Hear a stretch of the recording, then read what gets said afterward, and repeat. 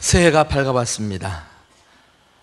대한민국 사람이라면 이날 제일 많이 하는 인사가 새해 복 많이 받으세요 라고 말합니다.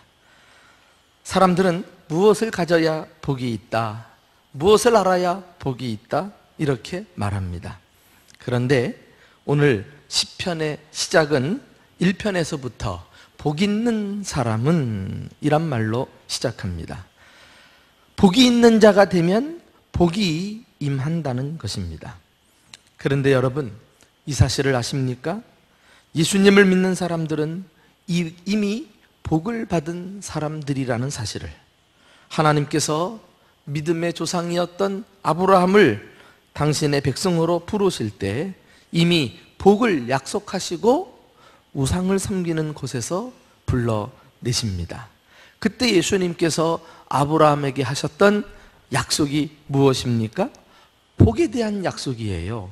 자, 우리 창세기 12장 2절과 3절 말씀을 한 목소리로 읽어보겠습니다. 시작. 내가 너로 큰 민족을 이루고 내게 복을 주어 내 이름을 창대하게 하리니 너는 복이 될지라. 너를 축복하는 자에게는 내가 복을 내리고 너를 저주하는 자에게는 내가 저주하리니 땅의 모든 족속이 너로 말미암아 복을 얻을 것이니라 하신지라. 여기 내게 복을 주어 너는 복이 될지라. 참, 하나님께서요 우상을 섬기던 아브라함은 하나님을 정작 알지도 못하고 있었는데 일방적으로 찾아오셔서 웬 은혜인지 웬 사랑인지 그를 믿음의 조상으로 택하셨단 말이죠. 그리고는 막 복을 쏟아부어 주십니다. 너는 복이 될지라. 예전의 성경에는 너는 복의 근원이 될지라 이렇게 돼 있어요. 복의 근원이 무엇입니까? 포도요 계속해서 복이 넘쳐나는 것을 말합니다. 이렇게 복 있는 사람, 복의 근원된 사람의 특징은 하나님께서요 그를 중심으로 세계 역사를 풀어가신다는 사실입니다. 너를 축복하는 자에게 내가 복을 내리고 너를 저주하는 자에게 내가 저주하리라. 이런 엄청난 은혜를 덧입고 살아가는 것입니다. 그런데요 바로 이 아브라함의 축복의 약속 속에 바로 우리도 함께 포함되어 있다는 사실을 아십니까? 하나님께서는 아브라함을 통해서 이루실 이 땅에 하나님의 백성들을 내다보시면서 하나같이 너희들은 복의 근원이 되라, 내가 너희에게 복을 주리라 이렇게 약속하신 줄 믿으시기 바랍니다. 그래서 오늘 본문의 말씀대로 한다면 특별히 창세기 12장에 조금 전에 읽었던 말씀을 나의 말씀으로 받는 것도 바람직한 일입니다. 여기에 각자의 이름을 대입해서 읽어보세요. 얼마나 큰 은혜가 되는지 몰라요. 하나님의 축복은 멀리 있는 것이 아닙니다. 어떤 특정한 사람에게만 해당되는 것이 아니라 하나님께서 예수 그리스도를 통해 당신의 자녀로 불러내심을 받은 모든 사람들이 이 축복의 약속에 포함되어 있는 것입니다. 자, 그러면 다시 한번 자막을 띄워주시고요. 여기 동그라미 땡땡이라고 하는 말에 자기 이름을 당당하게 넣어서 한번 큰 소리로 읽어봅시다. 예를 들면 내가 상룡이로 큰 민족을 이루고, 와 벌써 대통령 된 것 같아. 자, 여러분의 말씀으로 이 아침 받으시기를 축복합니다. 시작. 내가 상룡이로 큰 민족을 이루고 상룡이에게 복을 주어 상룡이의 이름을 창대하게 하리니 상룡이는 복이 될지라. 상룡이를 축복하는 자에게는 내가 복을 내리고 상룡이를 저주하는 자에게는 내가 저주하리니 땅의 모든 족속이 상룡이로 말미암아 복을 얻을 것임이라. 할렐루야. 여러분 얼마나 힘이 납니까? 그리고 이것이 하나님이 아브라함에게 이 약속을 이루어 주신 것처럼 오늘날도 우리에게 하나님이 이 약속을 이루셨다. 그래서 우리는 이미 복 있는 자다, 복의 근원이다 라는 사실을 확신하며 희망찬 새해를 출발해야 하겠습니다. 그러므로 우리는 복을 받지 못한 사람처럼 다른 복을 구하지 말고 하나님이 이미 우리에게 주신 복들을 잘 누리고 풍성히 누리는 일에 관심을 좀 가져야 하겠습니다. 신앙생활이 무엇입니까? 복을 누리는 생활입니다. 행복을 누리는 삶인 것입니다. 이것은 하나님의 뜻인 것입니다. 오늘 우리는 복 있는 사람은 이란 말로 시작하는 시편 1편 1절과 3절까지의 말씀을 가지고 행복한 삶을 사는 비결에 대해서 몇 가지 나누고자 합니다. 첫째로, 행복한 삶을 살기 원하신다면 행복을 방해하는 삶을 거부하십시오. 자, 1절을 함께 읽어보실까요? 시작. 복 있는 사람은 악인들의 꾀를 따르지 아니하고 죄인들의 길에 서지 아니하며 오만한 자들의 자리에 앉지 아니하고. 복 있는 사람의 특징은 있어야 할 자리에 있는 사람입니다. 악인들의 꾀, 죄인들의 길, 오만한 자들의 자리 함께 하지 않는 것이 복인 것입니다. 왜냐하면 죄는 하나님으로부터 오는 복을 차단하기 때문입니다. 여기 보면은 악인들의 꾀를 따르지 않는다, 또 죄인들의 길에 서지 않는다, 오만한 자의 자리에 앉지 않는다. 영어 성경에는 따른다, walk, 선다, stand, 앉다, sit 이런 단어로 구분이 잘 되어 있는데요, 이들 세 단어를 보면은 죄의 속성을 단번에 알 수 있어요. 죄는 처음부터 우리를 큰 죄인으로 몰아가질 않아요. 죄악으로 빠져들어가는 단계가 오늘 이 본문에 잘 묘사되어 있습니다. 어떤 죄를 지을 때 일반적으로 모든 사람들은 이게 죄인가? 이래도 됐는가? 라는 아리까리한 이런 선택의 기로에서 그만 죄인들을 따라가다가 그 자리에 서게 되고 그리고 아예 눌러앉게 되는 것입니다. 맨 먼저 악한 자들을 따라다니죠. 그 다음에 그들과 함께 어떻게 죄를 지을까를 서성거립니다. 그리고 죄의 자리에 안주해 버리고 마는 것입니다. 그러므로 우리가 처음부터 죄를 단호하게 거절하는 것만이 복 있는 사람의 태도요, 이 복을 계속 누릴 수 있는 지혜인 것입니다. 여기 아니하며 세 번씩이나 철저하게 죄에 대한 부정을 강조하고 있잖아요. 우리는 이렇게 처음부터 작은 죄라도 이것이 나를 큰 죄인 만든다는 절박감을 가지고 다가올 때 철저하게 거절해야 돼요. 단호하게 물리쳐야 하는 것입니다. 대학 다닐 때 함께 어울려 호프집을 전전하며 즐기던 일당들이 있었습니다. 그들 중에 한 청년은 술과 담배를 끊고 신앙생활을 착실하게 전념하게 되었죠. 대학을 졸업한 이후에 어엿한 사회인이 된 친구들이 자주 가던 호프집에 다시 모임을 가졌습니다. 식사 도중에 자연스레 술병이 올라왔고요, 잔이 돌아가기 시작합니다. 물론 이 청년 앞에도 술잔이 놓였고 친구들은 술을 권하게 되었습니다. 처음에는 속이 좋지 않다고 사양을 합니다. 그 다음에는 요즘 술을 끊었다고 거절까지 했습니다. 그러자 친구들이 가만히 있나요? 가만 놔두냔 말이에요. 낌새를 아래채고는 공격하기 시작합니다. 임마, 너만 예수 믿냐? 병신처럼 굴지 마라. 술 한 잔도 못하는 쫄장부가 무슨 사내 대장부냐? 남들 다 마시는 술인데 너 혼자 안 마신다고 세상이 바뀌냐? 술은 인류의 적이야. 그러니까 빨리빨리 마셔서 없애버려야 돼. 익숙하죠? 많이 들었던 이야기죠. 이 청년은 선택의 기로에서 생각을 해봅니다. 남들이 다 먹는 것을 따라 마시는 것이 용기일까? 친구들이 말하는 대로. 아니면 남들이 다 마시는 것이라도 안 마시는 것이 참다운 용기일까?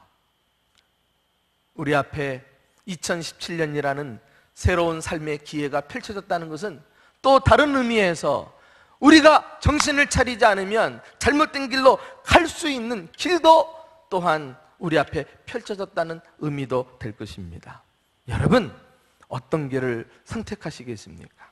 복 있는 사람은 사람들이 가는 넓은 길을 따르지 않고 비록 좁은 길일지라도 생명에 이르는 길, 하나님께서 인정하시고 하나님께서 기뻐하시는 그 길을 따라서 가는 사람들입니다.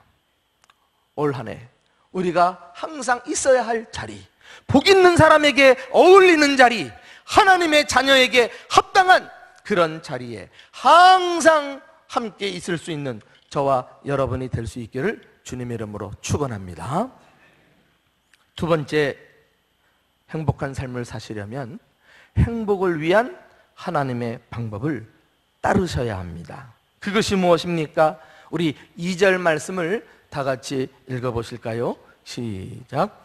오직 여호와의 율법을 즐거워하여 그의 율법을 주야로 묵상하는도다. 복 있는 사람은 악인에 대해서는 단호하게 등을 돌리지만 하나님의 말씀을 향해서는 가까이 하는 사람입니다. 세상 사람들은 보물을 좋아하고 사랑하지만은 복 있는 사람은 보물보다 더 귀한 하나님 말씀을 좋아하고 사랑하는 사람들입니다. 그것도 그냥 좋아하는 것이 아니죠. 말씀을 즐거워하기 때문에 주야로 묵상하는도다 그리했어요.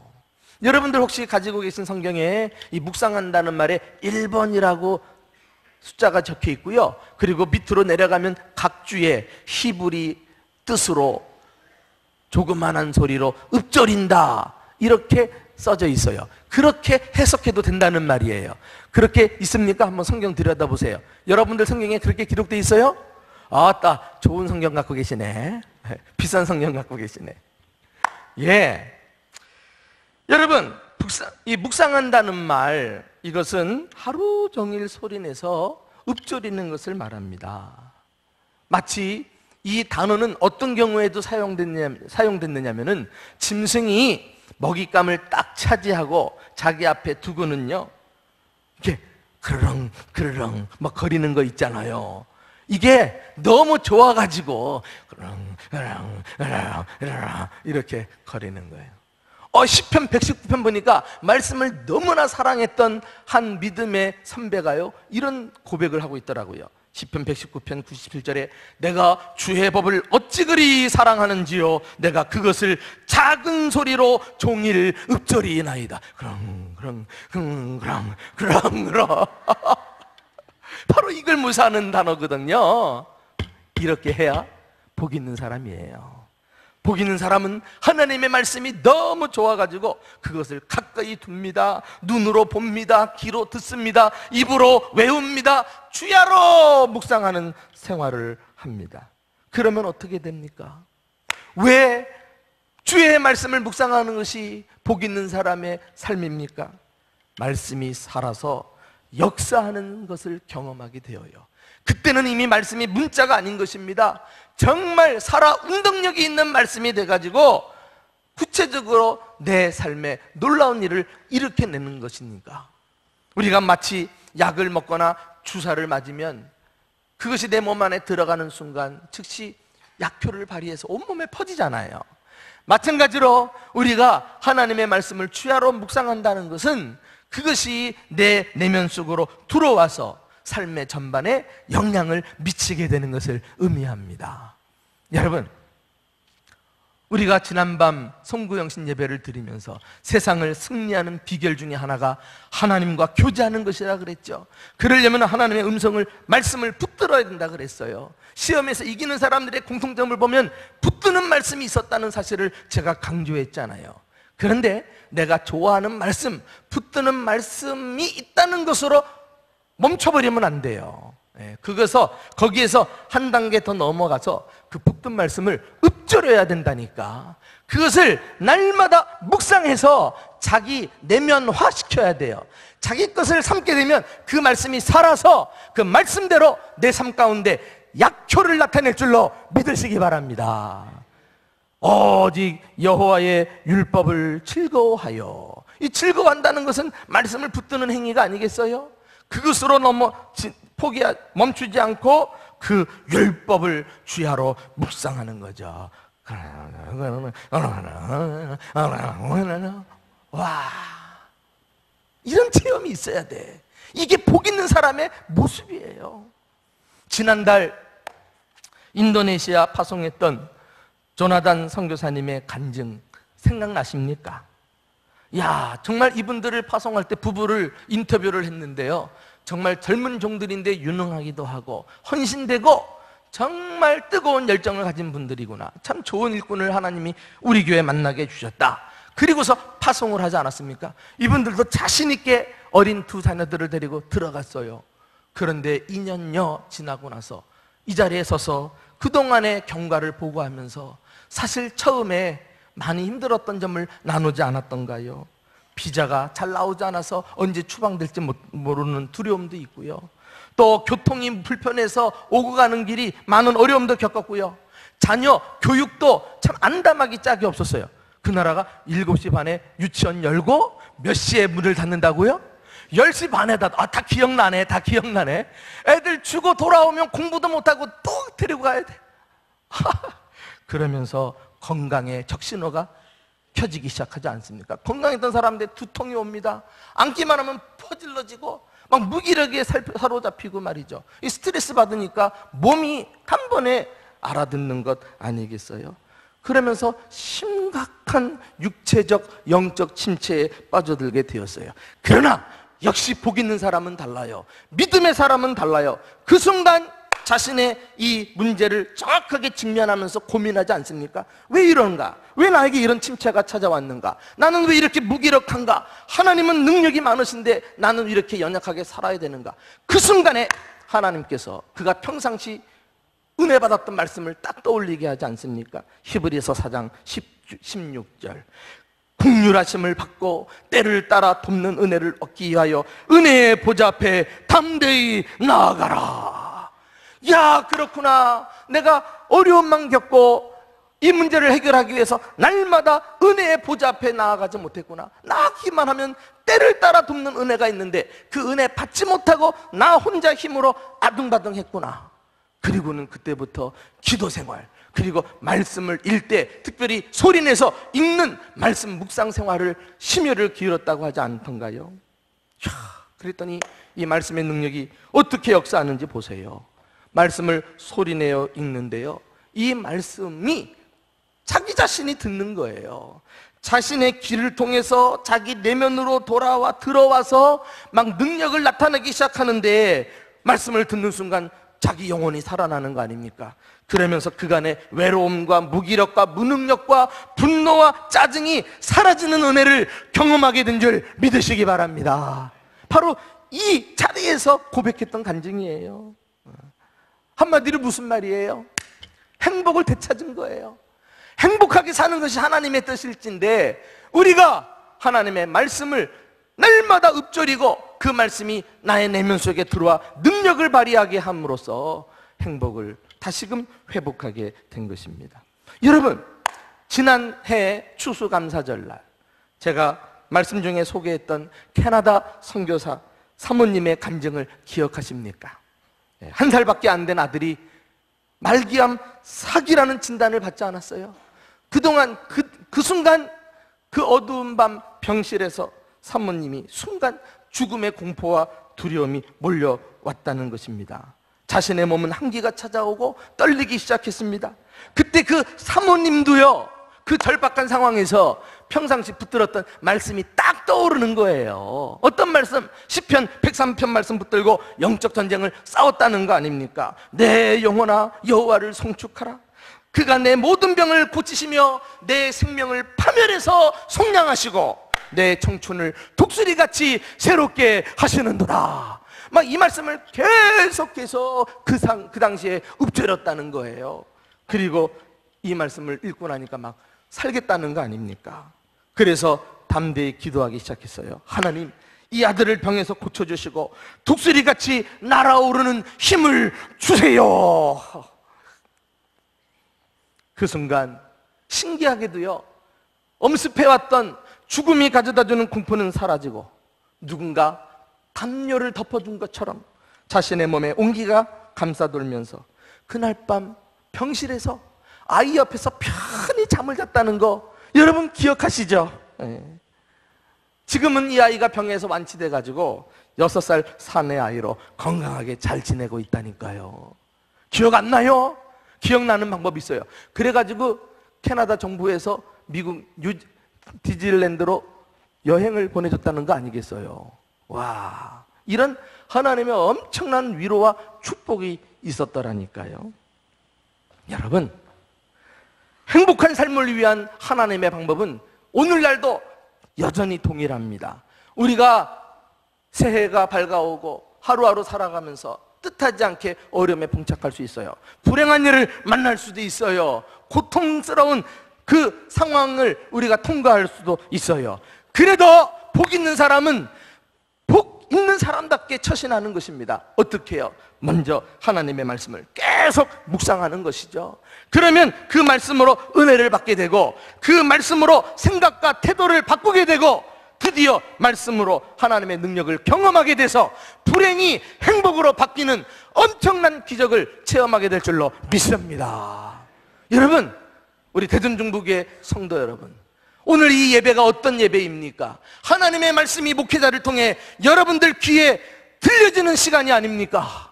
이 사실을 깨달으면 먼저 목회자인 내 자신이 말씀을 어떻게 전할 수가 없는 것이죠. 그냥 사족이나 늘어놓고 성도들 돌아갈 때 허망하게 만들어서 돌아갈 수 없는 거예요. 그러면 한 주간의 삶은 다 영적 전쟁에서 지고 마는 것인데, 그러니 목회자가 정말 막중한 부담감을 지고 말이죠, 말씀을 준비하고 이 말씀을 그대로 풀이해서 성도들에게 전해줄 때 성도들이 이 말씀 가지고 한 주간 살아가는 거, 이걸 깨달으면 이 시간이 얼마나 소중한 시간인지 몰라요. 여러분들은 무슨 일이 있어도 주일날 주님 앞에 나와 그 말씀을 받고 살아야 돼요. 여러분들이 말씀을 받을 때도 남다른 각오가 있어야지요. 이건 사람의 말이 아니라 하나님의 음성으로 받고 이 말씀을 붙들고 이 말씀 속에서 날마다 중얼중얼 읊조리는 가운데 말씀을 자기 자신의 것으로 체화시키고, 그리고 삶 속에서 말씀의 능력을 경험하는 복된 성도들이 되시기를 예수님의 이름으로 축원합니다. 마지막으로 우리는 행복한 삶을 위해 적극적으로 행복을 나누는 삶을 살아야 합니다. 우리 3절 말씀을 다 같이 읽어보실까요? 자, 시작!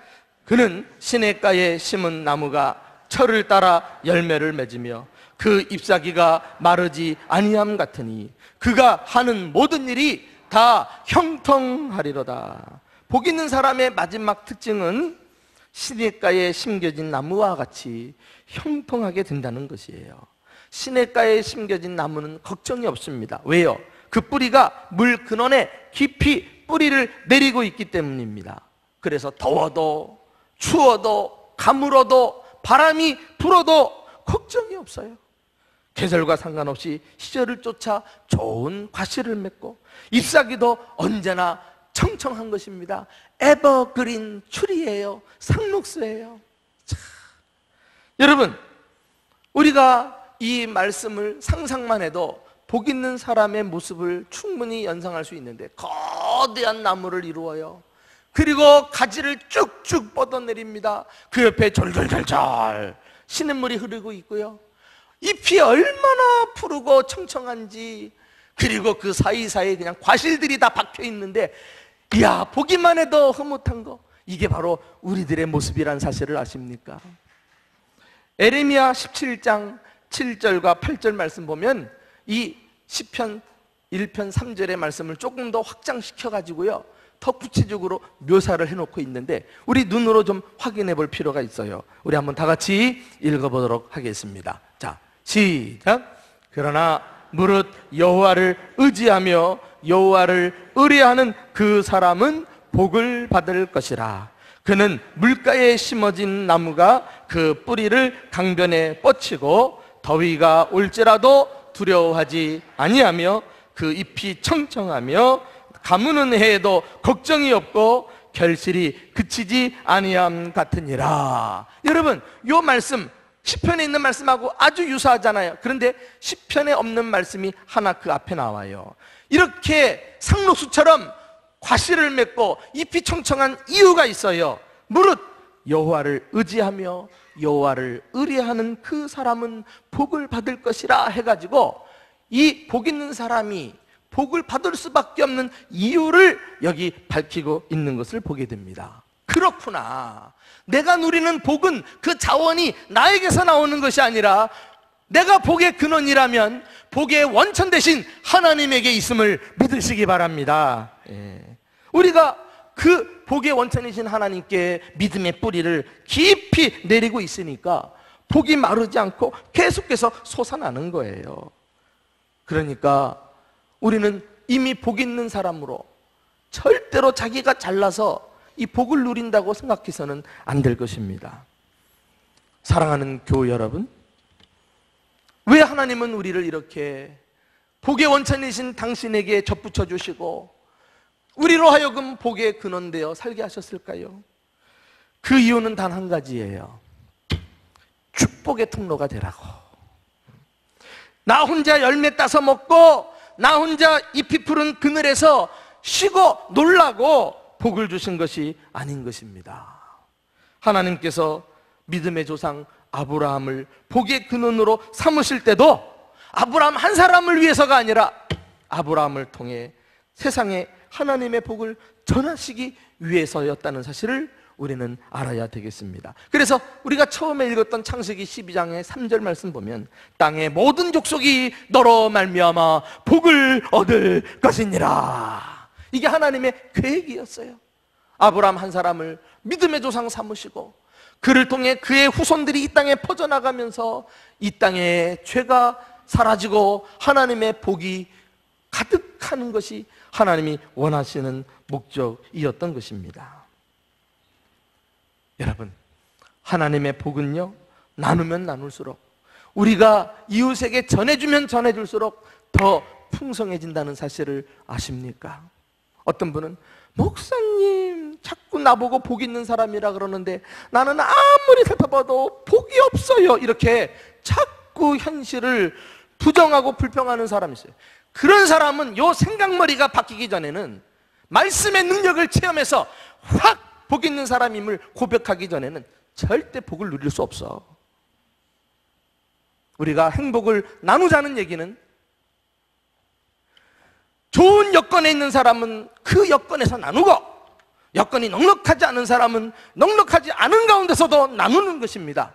중요한 것은 어떤 형편에서든지 이 복이 나에게서 다른 사람에게로 흘러가도록 하는 삶을 살기 시작할 때 하나님은 누구에게든지 더 풍성한 복을 누리게 해주실 줄로 믿습니다. 아니, 공격적으로 말이죠. 혹시 가난합니까? 여유가 없습니까? 살기 어렵습니까? 각박합니까? 그래도 복의 통로만은 닫지 마세요. 여러분들이 하나님의 그 복의 원천에 다 있다는 사실을 깨닫고요, 어려운 중에도 이웃의 유익을 위해서, 세상을 축복하는 일을 위해서 한번 살아보십시오. 하나님이 그 삶을 올해 반드시 바꾸어 주실 줄로 믿습니다. 이렇게 우리는 믿음을 가지고 복을 공격적으로 적극적으로 나누며 살아가는 복 있는 사람이라는 것을 우리는 깨달아야 되겠습니다.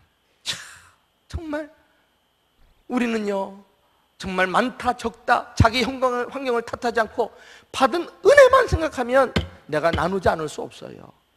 우리가 어떤 존재였어요? 아까도 말했지만 내가 복받을 만한 존재였나요? 나에게 복의 자원이 있나요?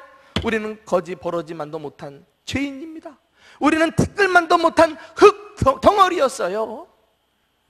그런데 오늘 하나님께서 이 흙을 가지고 빚으사 생기를 불어넣으시고 우리를 복덩어리로 만들어주신 줄로 믿습니다. 이 흙덩어리 인생을 복을 나누며 살라고 복덩어리 인생 되게 하신 이 은혜 생각하면 어찌 나만 복을 누리고 살겠어요?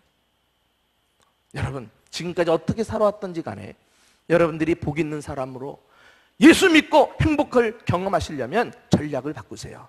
그래, 올해부터는 내가 나누자, 내가 이웃을 축복하자, 내가 세상을 이롭게 하는 일을 위해서 내 물질과 시간과 내 에너지를 한번 헌신해보자.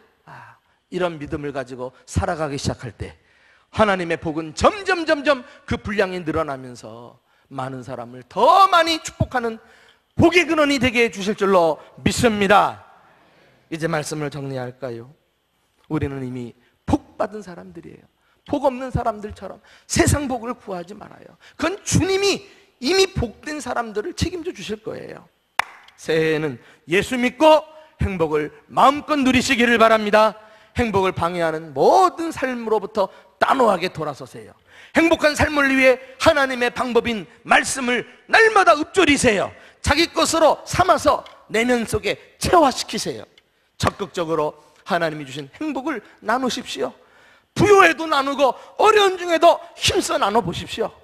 하나님의 행복이 갈수록 풍성해지면서 복의 근원되어 하나님께 영광을 돌리게 될 줄로 믿습니다. 이 행복한 은혜가 저와 여러분 가운데 올 한 해 남은 생에 넘치게 되시기를 예수님의 이름으로 축원합니다.